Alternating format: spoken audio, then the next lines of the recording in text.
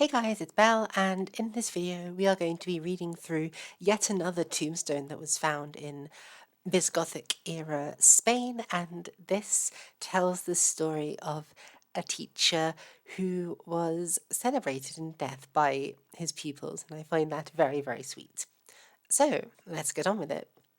And forgive me as usual if my Latin diction when reading this poem aloud is not the best. So, Iulius hic fuerat nomine sumo artificioque statutus, tractabatque viris aurum lieribus atque puellis, plenus omni ope moribus vita disciplina beatus, non uno contentus erat pluribus gaudebat amicis. Ec illis semper vita fuit manne et sexta lavari, reliquit subale sue postero stationis futuros, per quos ut statio statutique nomen habebit. Tres penetate partes artificio ministros, scripsi ec unus ego ex discipulis prior omnibus illis, secundinius felicissimus ego, sed nomine tantum, hoc corpo tui magister tibi contraria munera feci. Ado scriptura tuis dumulis sensus sive exter ubique. Serves utque tuos amicos meque cum illis, ut quotiens cumque tibi analia vota decamus, ut et voce pia decamus carnuntis sit tibi terra levis. Very sweet and very sad kind of a poem. But let's get on and look at what it means. So, Iulius hic fuerat nomine sumo artificioque statutus. So, here was hic fuerat Iulius Statutus, Julius Statutus, or an established man, nomine, in name, summa artificioque, in name and in the highest artifice, tractabatque viris aurum mulieribus atque puellis, and he would give gold to men, women, and girls. Plenus omniope moribus vita disciplina beatus. So, plenus omniope is like filled with every resource or with all riches. Moribus vita disciplina beatus. He was blessed in his customs, his life, and his teaching. Non uno contentus erat. He was not happy with one, but pluribus gaudebat amicis. He rejoiced in having many friends. Hec illi semper vita fuit.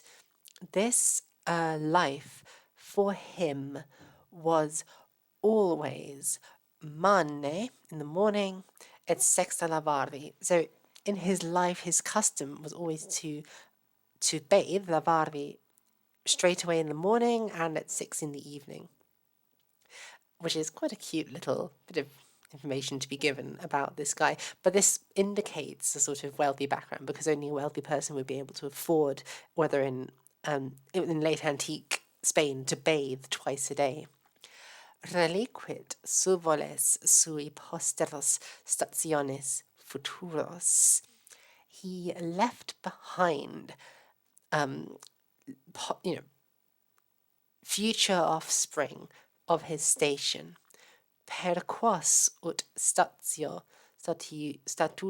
nomen habebit, through which he had the name, ut statio, like a station, like a sort of position, and because of that, nomen statutique habebit, he had the name of Statutus. So they're giving the origin story of why he is called Iulius Statutus.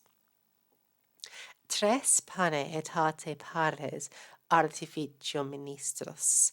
So these descendants who he left after him, they're not his own children, at least it doesn't seem like it is, but they are three equal servants or ministers, etate, almost equal in their age and in artificio, and in their artifice, in their craft. Scripsi ec unus ego ex discipulis prior. So I, one of his disciples, the best of his disciples, or the first, compared to all of them, prior omnibus illis, ex discipulis, out of his disciples, scripsiec, I wrote these verses, basically. And then he gives his name, Secundinius Felicissimus Ego. I, Secundinius Felicissimus. Now, Felicissimus means the happiest, or Felicissimus means the happiest one.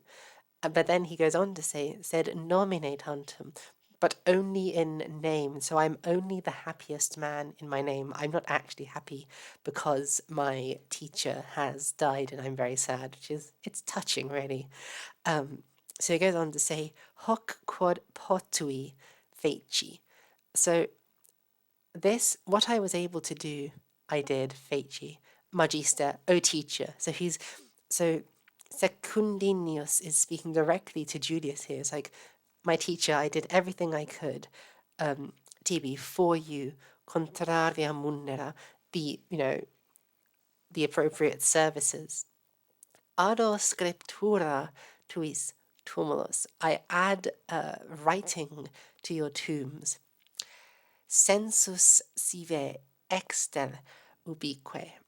And the sort of meanings on the exterior of it, basically. So he's adding this writing to Julius Statutius's tomb so that an understanding of his life may exist on the outside. Serves utque tuos amicos meque cumilis.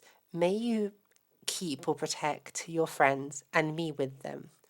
Ut quotiens cumque tibi analia vota licamus, so that whenever we may say yearly prayers for you, ut et voce pia decamus, so that with a pious voice we may also say, Carnunti sit divi terra levis. May the soil of Carnuntium be light for you. Now, this is a standard Roman funerary line, and it just means may the earth be easy for you, may you rest in peace, essentially. And it tells us he was buried at Carnuntium. So there we go. That is the tombstone of Julius Statutius, a teacher who was very generous and well beloved by his pupils, one of whom wrote this little tombstone for him. And it's quite a cool one because we don't very often get poets naming themselves in their own poetry. But here we go. And it's an important reminder, as usual, that the dead don't bury themselves, and usually they don't write their own funerary epitaphs. So we really get to see a perspective on how people in that time are commemorating and remembering their own dead, and the kinds of relationships that are maintained with the dead even after death, because every year Secundinius is going to come back to the tomb to say prayers to his former, now deceased teacher, Julius Statutius. So, I hope you guys enjoyed that. If you want me to teach you Latin or any of the other languages that I do here on this channel, you can subscribe to my Patreon, which will be linked in the description of this video. You can also join my Discord server, where I tend to post these glosses before I turn them into Tidbit videos, so you can get early access to those there.